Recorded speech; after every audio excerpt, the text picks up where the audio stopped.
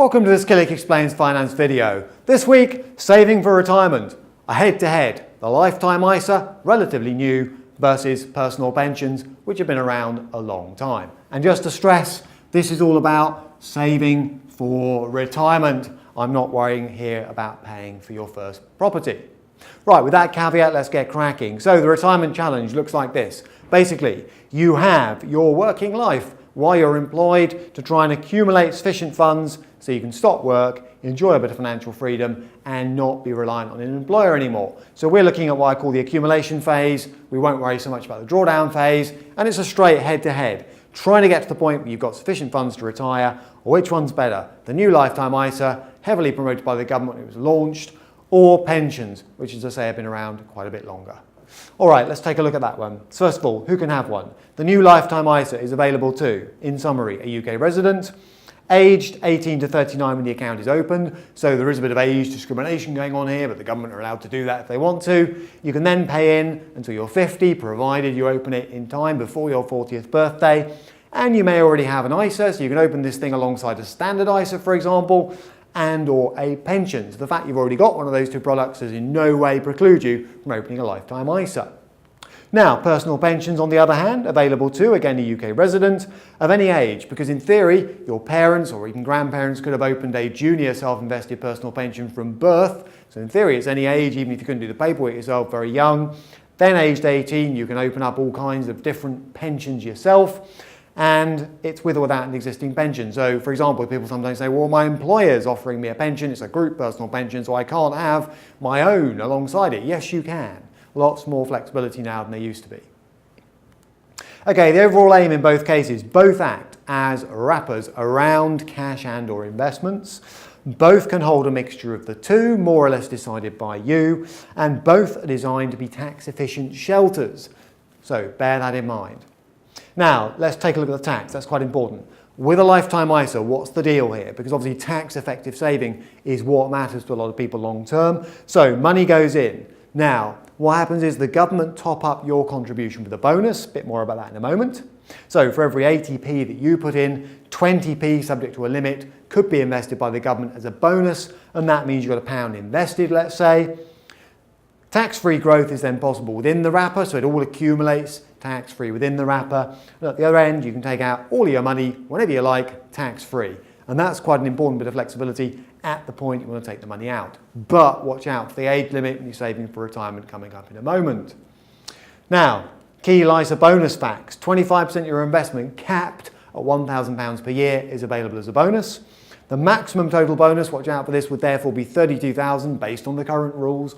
Always an important caveat, based on you paying in every year between the ages of 18 and 49. The government would top you up by £32,000, and it's paid monthly except for the current tax year when it's paid towards the end. So that's all worth knowing.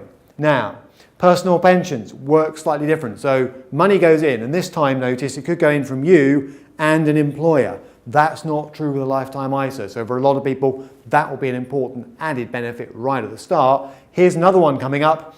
It's the pink stuff. As a basic rate taxpayer, the deal looks quite similar. Every 80p that goes in green could attract 20p from the government as tax relief this time, so you've got £1 invested. But look at this, as a higher rate taxpayer, 60p can become £1 with tax relief, higher rate tax relief, unless the rules change, let's say. You then get tax-free growth in the wrapper. Only 25% of the fund can be taken out tax-free, with the rest tax. You might be thinking, well, a lifetime ISA is better because I can take it all out tax-free. Yes, but notice employers can pay in with a personal pension. Higher rate tax relief is possible. Salary sacrifice is possible on top of that. So lots of reasons why perhaps at this end it's better in terms of a vehicle. And if you're thinking, well, only 25% available tax-free, don't forget, with a bit of planning, using personal allowances and so on, which I won't cover here, you can reduce the amount of tax you pay on the rest.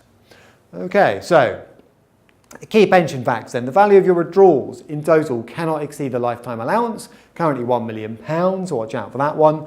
Higher rate tax relief is not automatic. So if you're going to claim higher rate tax relief, turn 60p into £1. It's a little bit fiddly. It doesn't happen at source like it does with a basic rate contribution and or the LISA bonus. And the annual contribution is capped at £40,000, which is considerably above what you can pay into a lifetime ISA, by the way. You can also claw back previous year's unused allowances, but watch out for tapering if you're fortunate enough, some would say, to be a higher earner. I cover that in more detail in other videos. Now, withdrawals, this is important. So, penalty-free lifetime ISA withdrawals. I'm ignoring property here. This is a vehicle for retirement. Remember that caveat at the start. So, accessible on your 60th birthday. That's a little bit older than a personal pension at the moment, as we'll see in a minute. Lump sum or phased withdrawal is possible. It's all tax-free, not just the first 25%, so that's quite attractive. But it could affect means-tested benefits, and pensions don't. And that last point is often overlooked, but it's quite important when you get there. Now, other withdrawals, just be careful. For other than terminal illness or death, when you could pull the money out, just be careful. The government bonus is repayable, plus any interest or growth on it, plus a 5% surcharge if you like. So effectively, you could lose a quarter of your funds. You can pull money out of a lifetime ISA. With a pension, you can't till you get to the minimum age, currently 55, but there's a penalty applicable. Personal pensions, on the other hand, minimum age is 55 to pull out even as much as a bean, but that is rising, so be careful. First 25% is then tax-free when you get there. The rest is taxable at your marginal income tax rate, so it all depends how much other income you're earning at the time, and it does not affect means-tested benefits claims. That's quite important.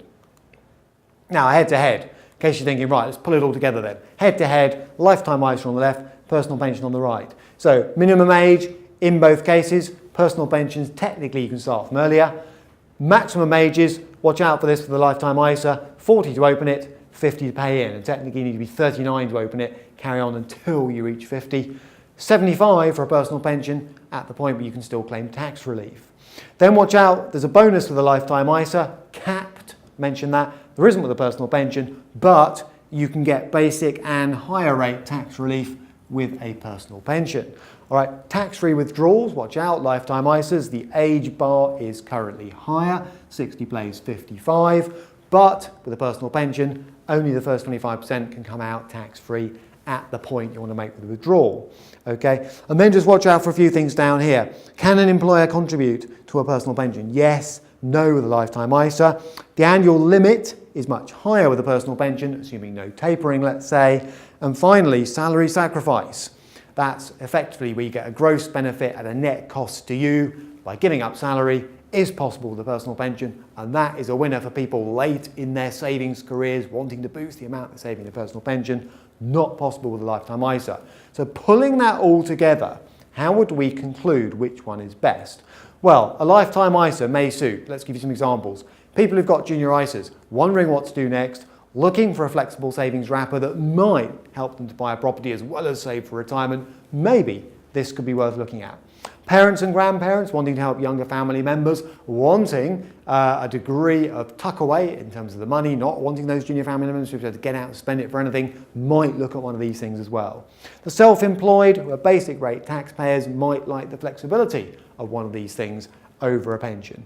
All right, and if you're a higher rate pension saver, you're maxed out on your ISAs and your pensions, you're looking for somewhere else to put money that's relatively tax efficient, this could be a nice addition on top. However, in all honesty, personal pensions will suit most employees. Why? Because these days with workplace pensions and so on, your employer has to help you out, and that is a bonus you get with a personal pension or any sort of pension, stakeholder pension, group personal pension, you simply don't get with a lifetime ISA. That's a big one. Higher rate taxpayers, including the self-employed, will like the fact that they can still, unless the rules change, claim higher rate tax relief. That's another big boost at the front end. Anyone wanting to use salary sacrifice to boost the amount they save. So people getting nearer to retirement, wanting to use that benefit, can only do it with pensions. You can't do it with a lifetime ISA. And therefore, as a retirement saving vehicle, I do stress that for a lot of people, a pension is going to still be the winner. So although the government's pushing lifetime ISAs heavily, or has been, don't just think it's got to be the best product for me. Personal pensions, stakeholder pensions, group personal pensions, whatever they happen to be, will be the better bet for a lot of people. Plenty of ground covered there, lots of questions, and nothing tailored to your personal circumstances. So further questions, editor@killik.com.